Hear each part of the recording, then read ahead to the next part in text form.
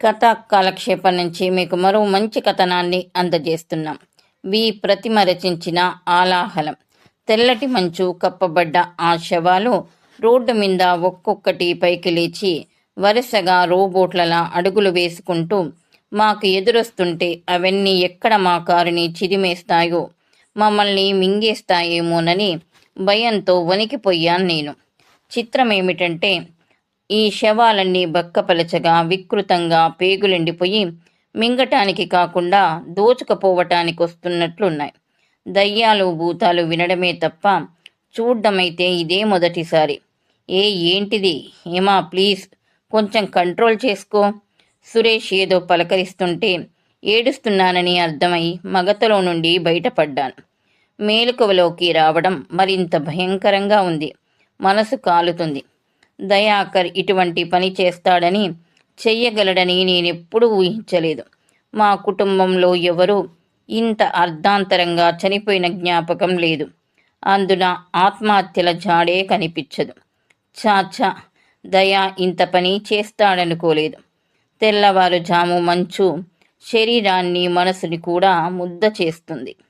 ఎప్పుడూ ఎడతెరిపి లేకుండా సాగిపోయే వాహనాలతో ఉండే మెయిన్ రోడ్డు మీద మంచు ప్రభావానికి కాబోలు అప్పుడొకటి బండ్లు ఎదురొస్తున్నాయి. వాటి లైట్లు కారు అద్దం మీద పడి పరావర్తనం చెందుతున్నాయి. దట్టమైన ఆ మంచుని చీల్చుకు వెళ్ళడం కారులో కాకుండా మేఘాల్ని దాటుకు వెళ్తున్నట్లుగా ఉంది. అయినా ఆ వేగం నాకందడం లేదు. కేవలం వానలు లేకపోవడం, కాలం కాని కాలంలో వానలు రావడం, ఇవేనా రైతులు నష్టపోవడానికి కారణాలు? వాళ్ళు బతకాలన్నా కానీ ప్రభుత్వం యాడ బతకనిస్తా ఉంది? కరువు జిల్లాలని, కరువు మండలాలని ప్రకటించేస్తే సరిపోతుందా? ఇన్నేళ్లైనా సాగునీటి సౌకర్యం కల్పించకపోతే ఎట్టా చెయ్యాలి? అదట్టుండని మాటికి కరెంటు బిల్లులు కట్టలేదంటూ వచ్చి పైన పడుతున్నారు. యాడ్ నుంచి తెచ్చి కడతాను చెప్పు. వ్యవసాయం చేసుకునే వాళ్ళకి కరెంటన్నా ఊరికి ఇస్తే ఏమి ఈ గవర్నమెంటు? మనకి పంటలకి నీళ్ళందించాల్సిన బాధ్యత గవర్నమెంటుది. అట్టా పొయ్యి ఇట్టా పొయ్యి మన పాట్లు మనం పడతా బోర్లు వేయించుకొని అగచాట్లు పడి మోటార్లు వేయించుకుంటే కరెంటు బిల్లు కట్టలేదని ఫీజులు పెరికేసేది. ఈ గవర్నమెంట్ కూడా చిన్నగా బాధ పెట్టడం లేదులే మనల్ని. దయాకర్ తోటి రైతు కాబోలు ఒకైనా కడుపు మంటతో పెద్దగా అరిచినట్లు మాట్లాడుతున్నాడు. పొద్దున్నుండి ఒకే స్థితిలో కింద కూర్చొని ఉండడంతో పట్టుకుపోయిన మోకాల్ని విదిలించుకుంటూ పైకి లేచి మెల్లగా వెనక వరండాలోకి నడిచాను. నేను బాత్రూంలో నుండి బయటకొచ్చేసరికి పెద్దమ్మ, అత్త, పెద్ద కోడలు శారద మాట్లాడుకుంటూ ఉన్నారు. దయాకర్ చేసిన తొందరపాటు పనిని, జ్యోతి భవిష్యత్తుని తలుచుకుని బాధపడుతున్నారు ఇద్దరు. నన్ను చూడగానే శారద వంటగదిలోకి వెళ్ళింది, కాఫీ కలుపుకొస్తానంటూ. పెద్దమ్మ, అమ్మ వాళ్ళేరి? ఇంకా రాలేదు. పొద్దుటి నుంచి అర్థం కాకుండా ఉన్న నా ప్రశ్న గుండెల్లో సన్నగా మంట, అలచడి, ఆపుకోవడం సాధ్యం కాని టెన్షన్. డ్రైవర్ కొంచెం త్వరగా పోని. టాక్సీ అతన్ని తొందర పెట్టాను. 70 మీద పోతున్నాడు మందలించాడు సురేష్. అప్పటి వరకు బిగపెట్టుకున్న దుఃఖం చప్పున బయటికి తన్నుకొచ్చింది. నా ఒళ్ళో నేనే తలపెట్టుకుని ఏడవసాగాను. సురేష్ చెయ్యి నా వెన్ను నిమురుతూ సంధాయించడానికి ప్రయత్నిస్తుంది. ఎంతకీ సమాధానం కుదరడం లేదు. మా మేనత్త కొడుకులు ముగ్గురులోనూ దయాకర్తోనే నాకు సన్నిహిత అనుబంధం. మిగిలిన ఇద్దరు నాకంటే పెద్దవాళ్లు కావడం, ఎప్పుడూ చదివే ధ్యేయం అన్నట్లుగా ఉండటంతో వాళ్ళిద్దరితో అంత చనువు లేదు. దయాకర్ నేను ఒకే ఈడు వాళ్ళం కావడం, ఒకే బడిలో ఒకే తరగతిలో ఉండటంతో చిన్నప్పటి నుండి ఇద్దరి మధ్య స్నేహము, చనువు ఎక్కువ. జ్యోతిని ప్రేమించినప్పుడు కూడా తల్లితో, అన్నలతో కాకుండా ముందుగా నాతోనే చెప్పి తల్లికి చెప్పమని బతిమిలాడాడు. చదువు పూర్తి కాకుండానే పెళ్ళేమిటని అన్నలు, తల్లి విసుక్కుంటున్నా తనే అత్తని ఒప్పించి పెళ్లి జరిపించింది. పెద్ద కొడుకులిద్దరూ మంచి ఉద్యోగాల్లో స్థిరపడి ఒకరు మద్రాసులోను, మరొకరు హైదరాబాద్లోను ఉండటంతో అత్త ఎక్కువగా వాళ్లతోనే ఉంటుంది. తనెప్పుడూ నవ్వుతూ అత్తని దెప్పి పొడిచేది. పల్లెటూరి కోడల మీద ప్రేమ లేదంటూ. దయాకరికి చదువబ్బకపోవడంతో ఊళ్ళోనే ఉండి పొలాలు దున్నుకోవడం మొదలెట్టాడు. దయాకరికి మా ఊరన్నా, తండ్రి పండించిన పొలాలన్నా అమితమైన ప్రేమ. అయితే అన్నలు కూడా పొలాల్లో వాటాలు కావాలని పేచీ పెట్టక తమ్ముడు స్థిరపడితే చాలనుకున్నారు. దయాకర్ ఎప్పుడైనా మందుల కోసము, ఎరువుల కోసము టౌన్కి వచ్చినప్పుడు వ్యవసాయం ఇంతకు ముందులా కాదని, చాలా కష్టమైపోతుందని వాపోయేవాడు. వర్షాలు లేకపోవడం, అకాల వర్షం, కొత్త కొత్త తెగుళ్ళు, నకిలీ పురుగుల మందులు, బలం లేని ఎరువులు, ఇలా నాకర్థమైనా కాకపోయినా దయాకర్ చెప్తుంటే శ్రద్ధగా వినేదాన్ని.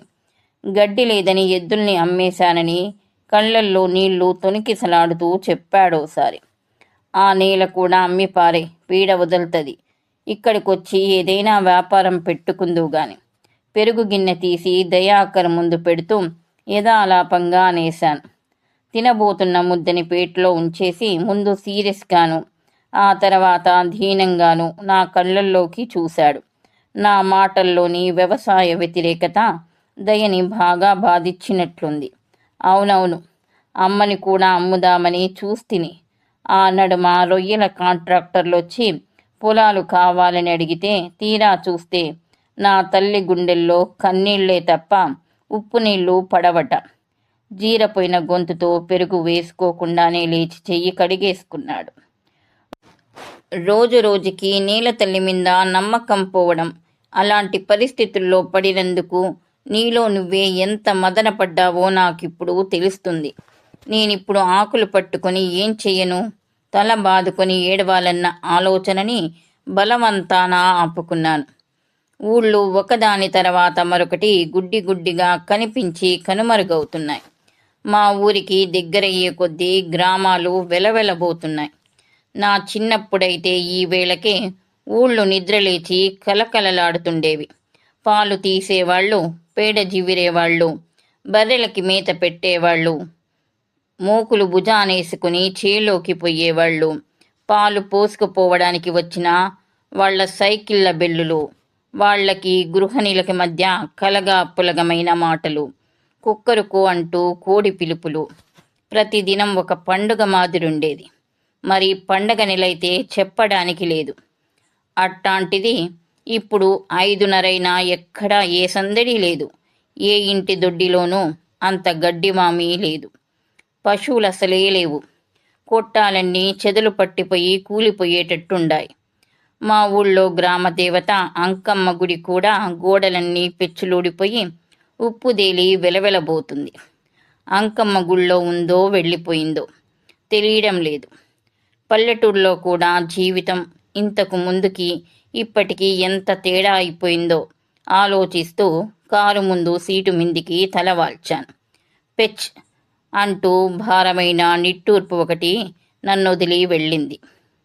పండుకొని ప్రశాంతంగా నిద్రపోతున్నట్టుగా ఉన్నాడు దయాకర్.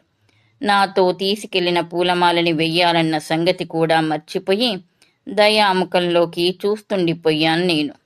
మూసుకున్న కనురెప్పలు నలిగి ఉన్నాయి. ఎప్పుడూ ఒక్క మాట కూడా పెద్దగా పౌరుషంగా మాట్లాడని పెదవులు నలుపు తిరిగి ఉన్నాయి. బుగ్గలు లోతుకుపోయి ఆ గుడ్డి బలుపు వెలుతుర్లో దయాకర్ని కాక మరెవరినో చూస్తున్నట్లుగా ఉంది నాకు. పూర్తిగా తెల్లారకపోవడంతో ఇంకా ఎవరూ వచ్చినట్లు లేదు. జ్యోతి పక్కన మా పెద్దమ్మ, ఇంకా జ్యోతి తల్లి, ఆమె తాలూకు బంధువులు 5-6 మంది కూర్చొని ఉన్నారు. అత్త కూడా ఇంకా రాలేదు. ఇప్పుడు చార్మినార్ ఎక్స్ప్రెస్లో దిగుతారేమో. శవం పక్కన పేరుకుపై ఉన్న ఆ తెల్లవారుజాము నిశ్శబ్దం మంచు కన్నా చల్లగా మనసుని కోస్తుంది. అప్పటిదాకా దయాకర్ పక్కనే సూలిపోయి పడున్న జ్యోతి పైకి లేవాలని ప్రయత్నించి పడబోయి ఎట్టకేలకు నిలదొక్కుంది. నిన్న ఏ వేలప్పుడు దువ్వుకున్న తలో అంతా ఊడిపోయి వెంట్రుకలు చిర్రు చిర్రుగా వేలాడుతున్నాయి. రంగు పొయ్యి మాసి ఉన్న నైలక్స్ చీర ఒంటి మీద సొగం, నేల మీద సొగం చీరాడుతుంది. 2 చేతులు పైకెత్తి నన్ను చూసి బిగ్గరగా ఏడుపందుకుంది. జ్యోతి ఇటువంటి సమయాన్ని ఎదుర్కోవడం నాకెప్పుడూ కష్టమైన విషయమే. నా దుఃఖాన్ని ఎవరైనా దోసిలి పట్టి పంచుకుంటే బావుండునని ఉన్నా. ఈ స్థితిలో జ్యోతికి నేనేం చెప్పగలను? అప్రయత్నంగా ఆమె పక్కనే కూలపడి వీపు మీద చెయ్యేశాను. కదిలిపోతుంది జ్యోతి. ఎంత పని చేసిపోయినాడో చూడక్క. నేనేం తప్పు చేశానని నాకెట్టా బతకాలో చెప్పకుండా పోయినాడే. కష్టాలు మనుషులకు గాకపోతే మాన్లకొస్తాయా? తనొక్కడే సుఖపడితే చాలనుకున్నాడే. నాకు కూడా ఇంత పెట్టకూడదా పెరుగుబువ్వా? అయ్యో, నేనేం చేసేదక్కా? ఈ బిడ్డల్ని పెట్టుకుని నేనెట్టా బతికేది? మమ్మల్ని దిక్కులేనోళ్ళని చేసి పోయినాడే. తల బాదుకుంటూ వాళ్ళిద్దరి నడమ జరిగిన అనేక స్మృతుల్ని ఒక్కొక్కటిగా గుర్తు తెచ్చుకుంటూ తల పోసుకుంటూ ఏడుస్తుంది. జ్యోతి ఏడుపుతో దుఃఖం నిండిన నా గుండెలు ఎగిసిపడుతున్నాయి. ఆమెను పట్టుకున్న నా చేతులు వణుకుతున్నాయి. ఏడుపును బలవంతాన ఆపుకోవడంతో గొంతు విపరీతంగా నొప్పి పెడుతుంది. అసలేం జరిగిందో తెలియక పెద్దమ్మ వంక చూశాను. దయాకరికి అటువైపుగా కూర్చుని ఉన్న పెద్దమ్మ లేచి చుట్టూ తిరిగి మా ఇద్దరి పక్కగా వచ్చి కూర్చుంది. నిన్న మధ్యాహ్నం చేలోకి పోయేటప్పుడు కూడా మీ పెద్దనాయన్ని హెచ్చరించుకుని పోయినాడమ్మా. రాత్రి ఎప్పుడు తిరిగి వచ్చింది నేను చూడనే లేదు. 10 గంటలప్పుడు చిన్నోడొచ్చి అమ్మమ్మ, అమ్మ పిలుస్తుంది అంటే పరిగెత్తి వచ్చిన. అప్పటికి ఏముండాది, రిక్షా పిలుచుకుని వేసుకుని పరిగెత్తితిమి.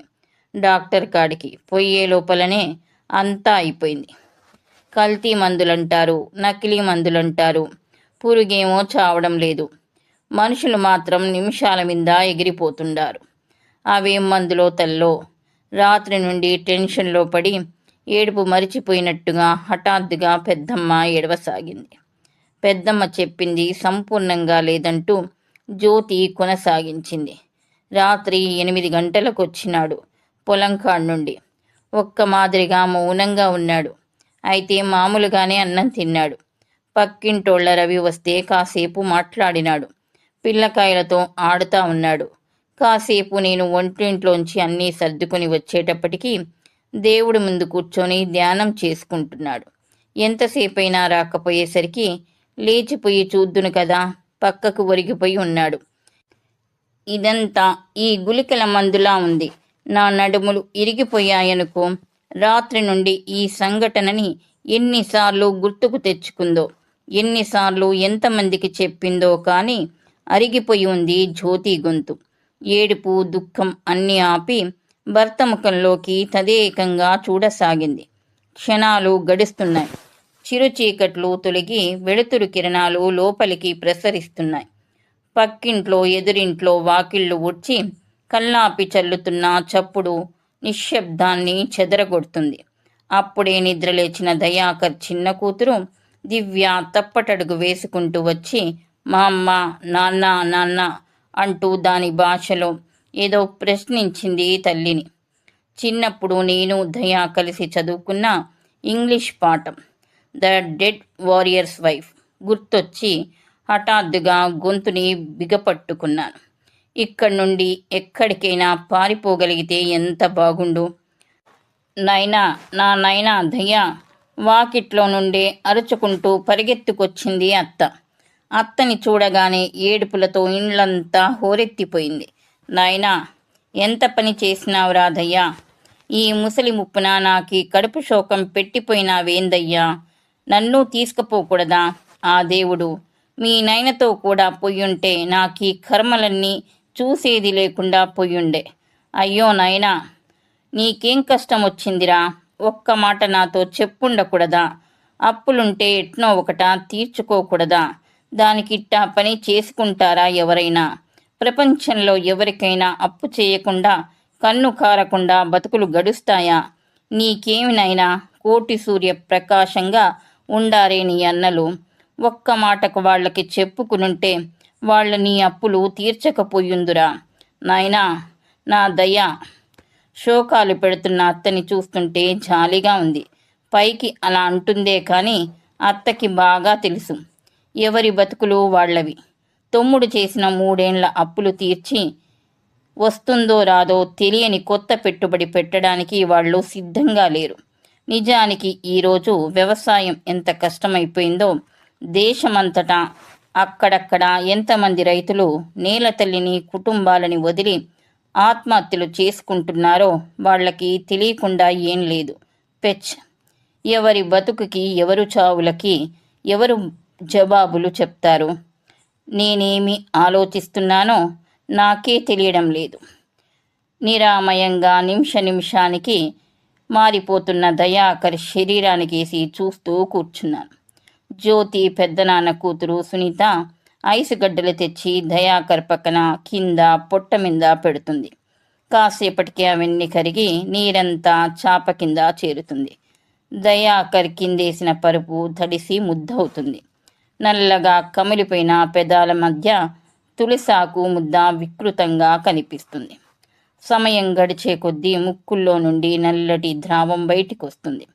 మనిషి బతుకుంటే సరే కానీ ఆ గుక్కెడి ప్రాణం కాస్త పోయిందంటే ఒక్కరోజు కూడా ఇంట్లో ఉంచుకో. పెచ్. నాయనా, నా నాయనా, దయమ్మ అంటూ దయాకర్ ఒళ్ళు మొహము అంతా తడిమి ఏడుస్తుంది అత్త. మధ్య మధ్యలో కారుతున్న ముక్కుని పమిట చెంగుతో తుడుచుకుంటుంది. అసలే నల్లగా ఉన్న అత్త ముఖం మరింత నల్లబడి పీక్కుపోయి ఉంది. దూర ప్రయాణం వల్లనో కడుపు శోకం వల్లనో మరి. అత్త మామయ్య పోయాక చాలా కష్టాలు పడింది. మామయ్య వయసులో ఉన్నప్పుడు ఇదే 20 ఎకరాల్లో ఎంత పంట పండించి అక్కా చెల్లెలనందరినీ సాగనంపాడు. ఇదే 15 ఎకరాల్లో ఊళ్ళో మొదటి కుటుంబంగా గొప్పగా బతికారు. ఊరి సర్పంచ్ మామయ్య. ఊళ్ళో మంచికి చెడుకి సలహాలకి మామయ్య ఏ మూల ఏ తగువు జరిగినా మధ్యస్థాలన్నీ మామయ్య దగ్గరే. అలా బతికిన మామయ్య కొడుకుల చదువు కోసం కొంత నేల అమ్మక తప్పింది కాదు. ఇప్పుడు 10 ఎకరాల్లో దయాకర్ బతకలేక మందు మింగినాడంటే వ్యవసాయం ఎంత దుర్భరంగా ఉందో కదా. నాయనా, నీ మనసులో ఏం పెట్టుకున్నావో కదా. మొన్నీ నడుమ నేనొచ్చినప్పుడు కూడా తెంపుగా లేడమ్మా బిడ్డ. ఏ కష్టం వచ్చిందో గాని అత్తకు బాగా తెలుసు. కేవలం దిగజారిన ఆర్థిక పరిస్థితులు, 3 ఏళ్లుగా పెట్టిన పంట చేతికి రాకపోవడం, ఆ పెట్టుబడి తాలూకు వడ్డీ మనిషిని తినేశాయని. ఆయన ఇందులో తన కొడుకు తప్పేమీ లేదని ఆ నిందని ఎవరో ఒకరి మీదికి నెట్టాలని చూస్తుంది. అత్త ఏడుపాపడం లేదు. చనిపోయిన కొడుకు ఏ ఆపద్బాంధవుడో వచ్చి ఊపిరిచ్చి హఠాత్తుగా బతికిస్తే బావుండునని పరితపిస్తుంది. ఆమె ఏడుపు అక్కడున్న వాళ్ళందరి గుండెలు చేరువవుతున్నాయి. రత్నమ్మ, వచ్చినప్పటి నుండి చూస్తూ ఉన్నాను. ఏడుస్తూనే ఉన్నావు. మన చేతుల్లో ఏముంది చెప్పు. నీకసలే ఒళ్ళు బాగాలేదు, గమ్మునుండు. మా పెద్దమ్మ అత్త భుజం మీద చెయ్యేసి ఓదార్చడానికి ప్రయత్నిస్తుంది. అయితే ఆమె మాటలు ఆమెకే పీలగా ఉన్నాయి. వదిన, నన్ను కాసేపు కొట్టుకొనియండమ్మా. నా బిడ్డను మళ్ళెప్పుడు చూడబోతానమ్మా. అప్పుల కోసమైతే భయపడడమ్మా. ఇంకేదో జరుగుంది అంటూ పెద్దమ్మ ఒళ్ళో తల పెట్టుకుంది. ఏందో జరుగుంది అన్న అత్త మాట వెనక నిజంగానే ఏదో ఉందని నాకప్పటికీ అర్థం కాలేదు. జరిగింది. చట్టుబండలు. మీ అబ్బాయికేం కష్టం వచ్చిందమ్మా? గుట్టుగా ఇంత గొంతులో పోసుకొని నా బిడ్డను అన్యాయం చేసి పోయినాడు. ఇంకా జీవితాంతం పడాల్సిందంతా నా బిడ్డే కదా. ఏదో చదువు లేకపోయినా మంచి పిల్లాడు, మంచి కుటుంబం అంటే సరేననుకున్నానమ్మా. ఇట్టా ముంచేసి పోతాడనుకోలేదు. అత్త మాటకి సూటిగా జ్యోతి వాళ్ళమ్మ తన చుట్టుపక్కల కూర్చొని ఉన్న తమ ఊరి వాళ్లతో చెప్పుకొని తన కూతురి భవిష్యత్తును తలుచుకొని ఏడుస్తుంది. ఆమె చెప్తున్నది కూడా న్యాయమేనన్నట్లుగా అందరూ తలూపుతూ ముక్కులెగబీలుస్తున్నారు. ఈ మొత్తం గందరగోళానికి జ్యోతి మళ్ళీ బరస్ట్ అయిపోయింది. అప్పులుంటే మాత్రం ఏమి ఆస్తి గనక లేదా? అమ్మి అప్పులు తీర్చేస్తే కూలి చేసుకొనైనా బతుకుంటాం కదా. ఏది పోయినా మళ్ళీ సంపాదించుకోవచ్చు. గాని ప్రాణం పోతే తిరిగి తేగలమా? అయ్యో, ఎంత పని చేశావయ్యా అంటూ యజ్ఞగుండంలో నుండి ద్రౌపది పుట్టిందంటారు. జ్యోతిని చూస్తుంటే దుఃఖపు జ్వాలల్లో నుండి ఉద్భవించిన ఆకారంలా ఉంది. ఆ అమ్మాయి దుఃఖాన్ని, దయా పట్ల ఆమెకున్న ప్రేమని, అనుబంధాన్ని ఆపడం ఎవరికి సాధ్యం? పెచ్. ఏమైనా ఈ మగాళ్ళు దయలేని వాళ్ళు. ఆడవాళ్ళని సుఖపెట్టాలన్నా, దుఃఖంలోకి నెట్టేయాలన్నా వాళ్ళకే సాధ్యమవుతుంది. జ్యోతి ఏడుపు విని ఆమె తండ్రి పరిగెత్తినట్లుగా పెద్ద పెద్ద అంగాలేసుకుంటూ లోపలికొచ్చాడు. అమ్మి ముందు ఎవరైనా ఏడ్చినారంటే చూడండి, చంపేస్తా. భార్య వైపు చూస్తూ ఆయన అందరినీ ఒకసారి గదమాయించినట్లుగా అని వచ్చినంత వేగంగానూ బయటికెళ్ళిపోయాడు. ఇళ్లంతా ఒక్కసారిగా నిశ్శబ్దం పరుచుకుంది.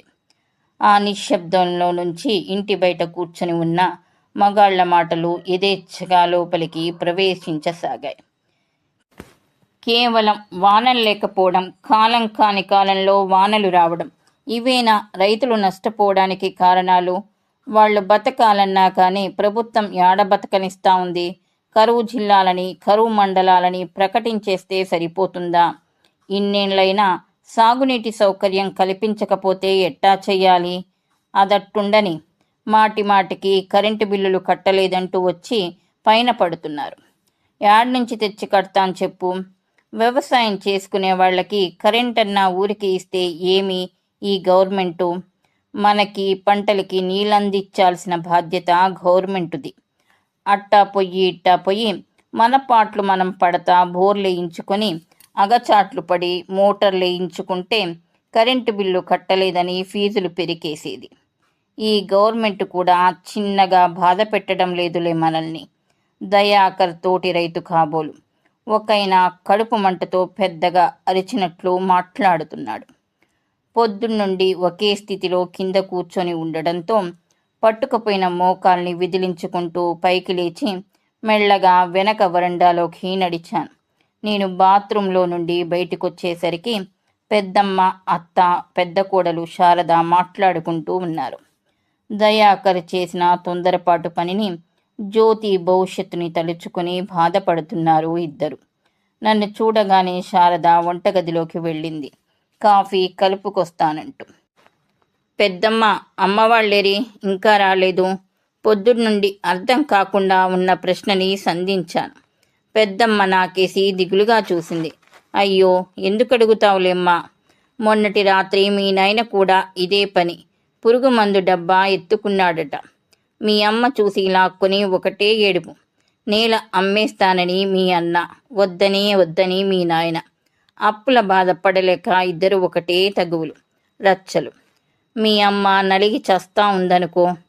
నేనే నిన్న పొద్దున్నే పోయి మీ అమ్మని నాయన్ని ప్రయాణం చేసి తిరుపతికి పంపించిన. పోయి దేవుడి దర్శనం చేసుకుని 4 దినాలుండి రాపోండి అని. పెద్దమ్మ కూతురు మంజులక్క తిరుపతిలో ఉంటుంది. మేమంతా ఒకే చోట ఒకే తల్లి పిల్లలా పెరగడంతో ఏమాత్రమూ తేడాలుండవు. నిమిషమే మీ అమ్మ గనక చూడకుండా ఉంటే ఈ పొద్దు చిన్న దినమైపోయే ఉండు. పెద్దోళ్ళు అదే పని, చిన్నోళ్ళు అదే పని. ఏం వ్యవసాయమో, అప్పు తెచ్చి పంటలు పెట్టడమే కానీ పైసా చేతికి రాకపోయే.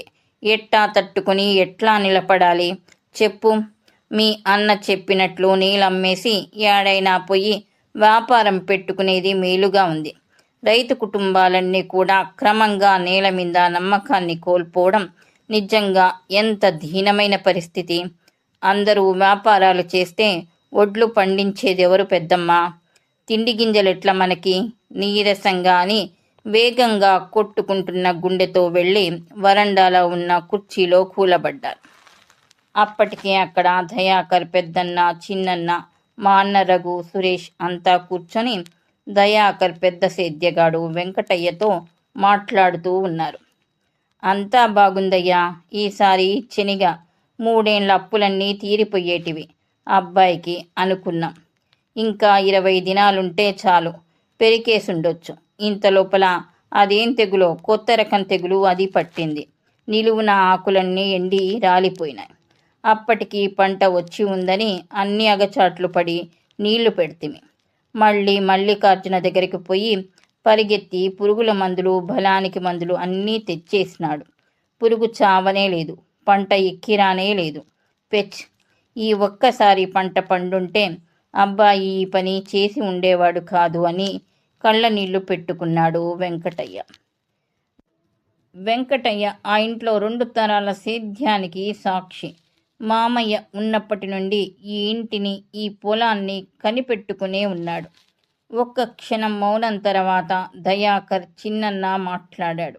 ఏమైనా ఈ గవర్నమెంట్ ఫైనాన్షియల్ పాలసీలన్నీ రైతుల్ని ముందుగా దెబ్బ కొడుతున్నాయి. రకరకాల పథకాల పేరుతో కోట్లు ఖర్చు చేసే ప్రభుత్వం రైతుల సబ్సిడీలని తగ్గించి పారేసి, కరెంటు ఛార్జీల్ని పెంచేసి పేదరికం పెరిగిపోతున్నది. కానీ అభివృద్ధి యాడ జరుగుతున్నది? పోయిన సంవత్సరం 1000 మంది రైతులు ఆత్మహత్య చేసుకున్నారు. ఇప్పుడు మొన్న చూసినావు గదా, రైతులు సాగునీరు అడిగినందుకు రోడ్ల మీద నిలబెట్టి లాఠీలతో కొట్టారు. మళ్ళీ ఇప్పుడు ఆటలకి 500 కోట్లు ఖర్చు చేసి జాతీయ క్రీడలంటిరి. ఆకలి కంటే ఆటలు ముఖ్యమా ప్రభుత్వానికి? ఆకలి కంటే ఇప్పుడు అభివృద్ధి ముఖ్యం కదా. చిన్నన్న భాస్కర్ గొంతు కసిగా ఉంది. భాస్కర్ హైదరాబాద్లో ఉంటున్నా అక్కడి హైటెక్ అభివృద్ధి పట్ల అతడికి ఎప్పుడూ నిరసనే. నేనా నడుమ హైదరాబాద్ వచ్చినప్పుడు చూశాను. కంప్యూటర్లు, సైబర్ కేఫ్లు, హైటెక్ సిటీ మద్రాస్ని, బొంబాయిని మించిపోయి ఉందనుకో. నవ్వడానికి ప్రయత్నించి దిగాలు పడ్డాడు ప్రభాకర్. దయాకర్ పెద్దన్న నాకు కడుపులో తిప్పుతున్నట్లుగా ఉంది. అక్కడెక్కడో పత్తి రైతుల ఆత్మహత్యలు, మరెక్కడో మరో రైతు వినడమే తప్ప ఇప్పుడు ఆ వైరస్ ఇక్కడికి కూడా పాకుతుందా? నాన్న విషయం విన్నప్పటి నుండి నా ఒంట్లో రక్తాన్నంతా ఎవరో తోడేసినట్లు నీరసంగా చెమటలు పడుతున్నాయి. నన్ను నేను సంభాళించుకోవడం కష్టంగా ఉంది. నిజమే, ఎన్నెన్నో కోట్లు రకరకాల పనుల మీద ఖర్చు పెట్టే ప్రభుత్వం రైతుల్ని, సాగునీటిని మాత్రం పట్టించుకోదు. ఇది ఆఖరికి ఎట్టా అవుతుందో, ఎంత ప్రమాదమో ఎవరికీ అర్థం కావడం లేదు. పేదరికం పెరిగిపోతా ఉంది. జనాలంతా వర్గాలుగా విడగొట్టబడుతున్నారు.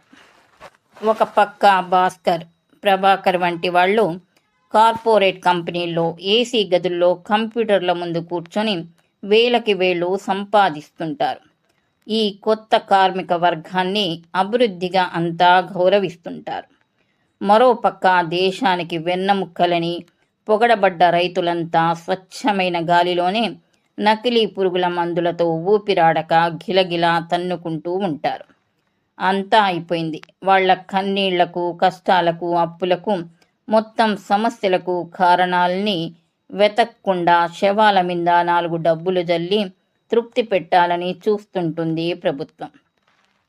కన్సల్టెన్సీలు, సైబర్ కేఫ్, ప్రపంచ బ్యాంకు పంటలు పండిస్తాయా? పిజ్జాలు, బర్గర్లు, చాట్లు మామూలు మనిషి ఆకలికి అందుతాయా? సురేష్ అంటున్నాడు. గుండెల్లోనూ కళ్ళలోనూ తెలియకుండా నీళ్లు ఊరుతూనే ఉన్నాయి. ఉద్వేగాన్ని ఆపుకోవడానికి ప్రయత్నించి నా పెదాలు వణుకుతున్నాయి. ఇది ఇట్లానే కొనసాగితే ఈ పుణ్యభూమిలో ఈ శవాలన్నీ తిరగబడతాయా? అవును, తిరగబడక తప్పదు. అయ్యా, మీకు చెప్పకూడదనుకున్నా గాని అయ్యా, నిన్న సాయంత్రం మల్లికార్జున బుద్ధిశెట్టి వాళ్ళు చేలోకి వచ్చినారు. వచ్చి ఇప్పటికిప్పుడు అప్పు కట్టమని అబ్బాయి నెత్తిన కూర్చున్నారు. ఎంతెంత సర్ది చెప్పి కొంచెం టైం ఇవ్వండి అని అబ్బాయి ఎంత బతిమాలుకున్నా వినకుండా సాధించి పారేసినారనుకో. అయ్యా, నేనెట్టా చెప్పేది నా నోటితో? పెచ్, నీ పెళ్ళాన్నేడైనా పండబెట్టైనా వాళ్ళ అప్పు తీర్చమన్నారయ్యా. ఆ మాటతో కూడా అబ్బాయి విరక్తి చెంది పోయినాడయ్యా. ఈ పొద్దు వాళ్ళు మళ్ళా వస్తామని చెప్పిపోయినారు. రాత్రికి రాత్రి ఇంత పని చేస్తాడనుకోలేదయ్యా. గుసగుసగా అన్నలతో చెప్పి ఏడుస్తున్నాడు వెంకటయ్య. నా గుండెలు అలసిపోయాయి. నా లోపల జీవనాడులన్నీ తెగిపోతున్నట్లుగా ఉంది.